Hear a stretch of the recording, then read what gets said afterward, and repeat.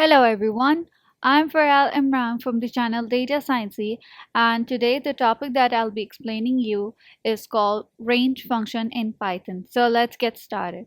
At first I'll make a variable which is called x equal to, and if you don't know what a variable is, then I'll add the video which I've made it on variable in the description below. So here I'll be adding range range, and then the round brackets, and if I say the value that I want is 9, then enter.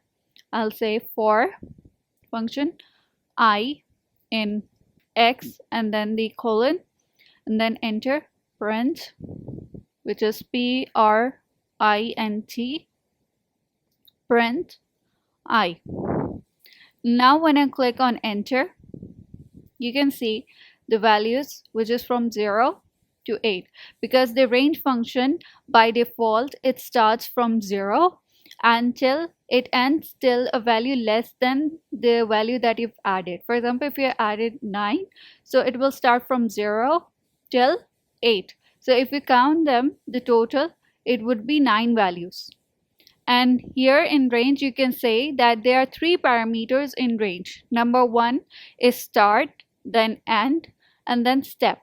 So this value that I've added is the ending value, and this is not included because by default I've not added the start value. If I've added the start value, it would start from that value and then it will end from the value less than this value, means 1 less than this value. And now if I add value from 2 comma 9, the start and the end value, I'm not adding the step value. By default the step value is 1, means whatever value it will start, it will add 1 to it. Like after 2, 3 comes, then 4, then 5, then 6, and so on. Now when I click on run, you can see here the value has started from 2 because I added the start value, and then 3, then 4, because by default the step value is 1. And now if I don't want the default value and I'm changing the value of step, then I'll write comma, and then I'll say if I want the step value to be 3, then enter.